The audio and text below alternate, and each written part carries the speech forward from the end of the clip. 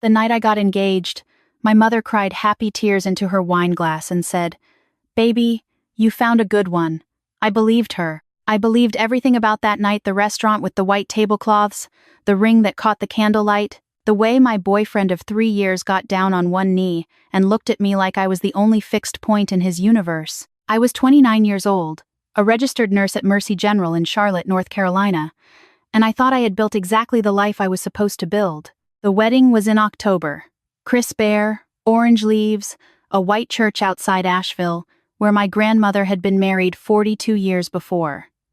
My best friend from nursing school did my hair. My younger sister walked me down the aisle because my father passed when I was 17, and she held my hand so tight I could feel her pulse. My husband, I'll call him my husband because that's what he was for a while, smiled at me from the altar with what I can only describe as total certainty. No nerves, no wavering, just that smile. The photographer was a man named Dale. He had shot 100 weddings, maybe more. Quiet guy, mid-50s, moved around the reception like a shadow you only noticed once the photos came back. He had a reputation in Asheville for finding moments other photographers missed: the grandmother wiping her eye during the first dance, the flower girl falling asleep under the gift table. My maid of honor had recommended him, and I trusted her completely. 2 weeks after the wedding, I was back on the floor at Mercy General, running on 4 hours of sleep and cold coffee, when my phone buzzed with a number I didn't recognize. I almost let it go to voicemail. Something made me step into the supply closet and answer. "Is this Claire?" The voice was Dale's. I recognized it even though we'd only spoken a handful of times. "Yes," I said. "This is Claire." There was a pause that lasted just a beat too long. "I've been going through the wedding footage," he said. "The photos are ready, actually. They look beautiful. But Another pause. "I found something. In the video. I think you need to see it before I send anything over." I remember the sound of my own breathing in that supply closet. The hum of the fluorescent light above me. "What kind of something?" I asked. "The kind you should see in person," he said. "Come by the studio when you can. And Claire, I'd hold off on telling anyone else about this until after you've seen it." I stood there for a long moment after we hung up. My charge nurse knocked on the supply closet door and asked if I was okay. I told her I needed 5 minutes. She gave me 10. Dale's studio was downtown, sandwiched between a framing shop and a tax office on a quiet street off Providence Road. I went on a Tuesday afternoon, still in my scrubs because I hadn't wanted to go home first and lose my nerve. He answered the door before I knocked, which told me he had been watching for me. His studio was the way I imagined it, walls covered in framed prints, a long work table with 2 monitors, cords running everywhere, the smell of something like old paper and coffee. He shook my hand and pointed me toward the chair across from his desk. He didn't make small talk. He just pulled up a window on the left monitor and turned it toward me. "The ceremony video is clean," he said. "Beautiful, actually. But I always capture ambient footage during setup and breakdown. It's habit. I use it for behind-the-scenes reels sometimes. I wasn't planning to include this in your package." He hit play. The footage was grainy, the way phone video is grainy, his secondary camera, handheld, not meant for anything formal. It was shot in the side hallway of the church, the narrow one that ran between the coat room and the side entrance. I recognized it immediately because I had stood in that hallway before the ceremony to calm my nerves. In the footage, the hallway was empty except for 2 people. One of them was my husband. The other was a woman I recognized as the wife of one of his college friends, someone I had met twice, maybe 3 times, at parties where I had always felt faintly like an outsider in their old group. She had dark hair and a laugh that carried across rooms. I had actually thought she seemed fun. They weren't doing anything dramatic in the footage. There was no physical contact, but he was standing very close to her, speaking in a low voice, and she was nodding in a way that was not the way you nod at a friend. And then he reached out and tucked a strand of hair behind her ear. Slowly. Like it was the most natural thing in the world. Like he had done it 1,000 times. The clip was 43 seconds long. I watched it twice before I asked Dale to stop. The room was very quiet. Outside, a car horn sounded on Providence Road. Something ordinary and distant. The world going about its business while mine rearranged itself into a completely different shape. "I almost deleted it," Dale said. He was not looking at me directly. He was looking at his hands, which were folded on the desk. I second-guessed myself for 3 days, told myself it was nothing, told myself it wasn't my business, Told myself you'd think I was crazy. He paused. But I've been married for 26 years. And I know what nothing looks like. That's not nothing. I didn't cry in his studio. I don't know why, maybe because crying felt like too small a response to something that large. I just sat there and let it settle, the way you let a very cold temperature settle into your skin before you start to shiver. Does anyone else know you have this? I asked. No, he said. Just me. I haven't sent the main package yet. I was waiting. I thanked him. I meant it entirely. He walked me to the door and stopped me on the threshold, and he said something I have thought about many times since then. He said, "You're a nurse, right? You're used to getting information other people aren't ready to receive and figuring out what to do with it. You'll know what to do with this." I drove home on autopilot. I parallel parked on my street the way I had 1,000 times, walked up the front steps, unlocked the door. My husband's car was in the driveway. I could hear him in the kitchen, the familiar sound of him making dinner, some cooking channel playing low on the countertop tablet. The smell of garlic. Everything exactly as normal. I went upstairs, sat on the edge of the bed, and opened my laptop. I want to be honest about what the next several days felt like, because I think people sometimes imagine that discovering something like this is a single devastating moment, and then you pick yourself up and know exactly what to do. That is not how it works. It is more like discovering a crack in a wall, and then not being able to stop looking at it. The crack stays the same size, but every time you look you see it differently, the angle it runs, how deep it might go, what it says about the whole structure. I kept working. I kept going to the hospital, putting on my scrubs, checking vitals and administering medications and talking families through difficult diagnoses. There is a particular skill you develop as a nurse, a kind of compartmentalization that I used to think was a professional tool and now understand is also a survival mechanism. You set the unbearable thing to one side, not because you don't feel it, but because the task in front of you requires your full attention. I was grateful for that skill in those days in a way I had never been before. At night, I lay next to my husband in the dark and thought about timing. I thought about what I knew and what I didn't yet know. I thought about the 43-second clip and the hair tucked behind the ear, and what came before it and what came after it. My mother called on a Thursday and asked how married life was treating me, and I said, "It's good, Mom. Everything's good." She told me about a quilt she was working on, a blue and white pattern, and I listened so hard to that quilt, because I needed something real to hold on to. When we hung up, I sat in the car in the hospital parking garage for a long time. I want to tell you about a patient I had during that period, not because her story is mine to tell in full, but because of one thing she said that I keep returning to. She was 64, recovering from a surgery that had gone longer than expected, and she was frustrated with her body, frustrated with the slowness of recovery, frustrated in the way people get when they thought they had more control over things than they actually did. One afternoon she looked at me and said, "How do you stay so calm when everything is uncertain?" And I said the thing nurses say, "Uncertainty is just information we don't have yet." She seemed satisfied with that.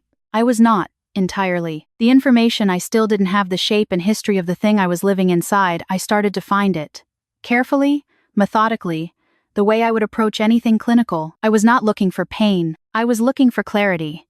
Because I had learned by then that clarity, however brutal, is always more useful than comfortable ambiguity. I found a second phone. This is not unusual in these stories, and I know that, but finding it still felt like a physical impact, like something pushed hard against my sternum. It was tucked inside the sleeve of a jacket in the back of the closet, a jacket my husband never wore. The password was not hard to figure out. It was the year his college team won their conference.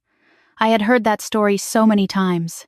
The messages went back 11 months. 11 months before our wedding, before the rehearsal dinner, before the engagement party my mother had thrown in her backyard with the paper lanterns she had ordered from 3 states away. I sat on the closet floor for a long time. There is a question I turned over and over during those days, one that I think anyone in that situation turns over. Do you confront it loudly, or do you handle it quietly? Loud means the full scene, the accusations, the crying, the explanations that explain nothing, and the apologies that cost nothing. Loud means watching someone perform remorse, or perform innocence with equal believability. I was a nurse. I had watched people manage their faces under pressure for years. I knew how little a face could mean. Quiet means something else.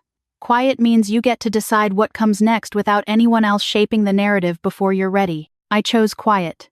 Not because I was passive, but because I was precise. I called my sister on a Saturday morning when my husband was at the gym. She is 26, a second-grade teacher in Raleigh, and she has always been the kind of person who listens completely before she says a word.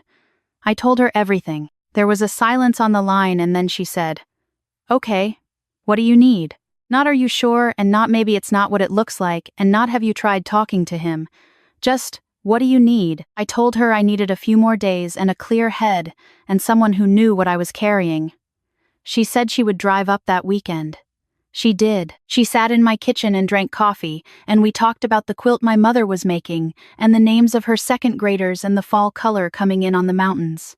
We didn't talk about my husband. We didn't need to. She just needed to be in the room with me so I would know I wasn't alone. And that is exactly what she was. I have thought a lot about what loyalty actually looks like in the ordinary world. Not the dramatic kind, not the kind that requires sacrifice or heroism or standing in front of something dangerous. The ordinary kind. The kind that shows up on a Saturday and drinks your coffee and doesn't make you explain yourself twice. My sister has that. Dale had it too. In his own way. He could have filed the footage away and never said a word, and no one would have faulted him. He chose differently, not for drama, not for credit, but because he believed I deserved to know. I think about the contrast between that and what my husband had chosen, for 11 months, consistently, deliberately. The everyday decision to not tell me the truth. There is something clarifying about that contrast. It does not make the pain smaller, but it makes the path forward clearer. I moved out on a Wednesday.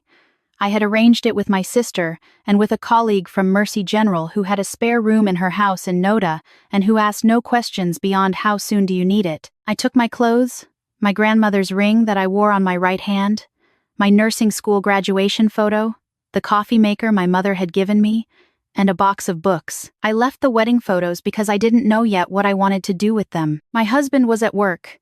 I left a single note on the kitchen counter. It said, "I know. I'm safe. Please don't call." He called 17 times in the first 2 hours. I did not answer. I was sitting in my new room on a borrowed bed, looking at the window, listening to the neighborhood sounds of Noda, a dog barking, someone's lawnmower, a kid on a bike calling out to a friend, the texture of an ordinary afternoon. I had moved through something enormous, and the world had not noticed, which was both isolating and, eventually, a small comfort. My charge nurse found out the same week. I did not tell her. She simply read me the way good nurses read each other. She came and sat beside me in the break room and said, "You doing okay?" And I said, "I'm getting there." She put her hand over mine and didn't say anything else, and that was the exact right thing. There is a particular kind of support that women in certain professions develop: nurses, teachers, firefighters, soldiers, people who do hard things alongside each other and learn to read distress in its quietest forms. You don't have to announce your hardship. The people who have stood next to you in difficult rooms for years, they know. They show up with coffee. They cover a shift. They don't make you perform your pain for their understanding. I received that in the weeks that followed from more people than I had expected. A cardiologist I barely knew stopped me in the hallway and said he had heard I was going through something and that the department was rooting for me. 3 of my floor nurses took me to dinner and did not let me talk about the hospital once. My mother drove 4 hours from Greenville, sat in my new room, looked around at the borrowed bed and the box of books and the single plant I had brought from the old apartment, and said, "This is a beginning, baby, not an end." I cried then, the first real crying, the full body kind that you can't control and don't try to. My mother held me the way she had when I was small and afraid, and she said, "You didn't do anything wrong, and you are going to be so okay." I believe her now. I didn't entirely, in that moment, but I am getting there. What I know now, on the other side of it, is that the thing Dale showed me in his studio was not the worst thing. The worst thing would have been not knowing. The worst thing would have been 5 years from now, or 10. The life I was building on a foundation that had a crack in it I couldn't see. The 43 seconds of footage were painful beyond my ability to fully articulate, but they were also the moment the fog lifted and I was able to see exactly where I was standing. I went back to Asheville on a Sunday in November, about 6 weeks after I had moved out. Not for any particular reason, or maybe for every reason. I drove up through the mountains with the windows cracked and the heat on, that particular fall contradiction, and I walked around the River Arts District for a while, and had lunch at a place where I had been once before with people I liked. I sat by the window and watched the French Broad River run past, cold and fast, carrying whatever the mountains had sent down to it that morning. I thought about the version of myself who had stood in that church hallway 8 weeks before, breathing slowly, trying to calm the nerves of a woman who thought she was walking toward the thing she had built her future around. That woman was not wrong to trust. She was not naive or foolish or too open. She gave her trust to someone who treated it carelessly, and that is his failure, not hers. It took me a while to hold that distinction clearly. It is important. On my way out of the restaurant, I passed a woman eating alone at the bar, reading something on her phone, and she looked up and we made the brief eye contact of two strangers in a public space, and she smiled, the reflexive smile of someone whose day is going fine. I smiled back. I walked out into the cool November air and stood on the sidewalk for a moment, looking up at the mountains framing the city, gray and enormous and unchanging. I am 30 years old. I am a nurse. I have good hands and a steady voice, and I know how to be present in a room where someone is frightened. I know what it means to have people show up for you with nothing but their own goodness and their willingness to be honest. I know what it costs and what it's worth. That is enough to start with. It is more than enough.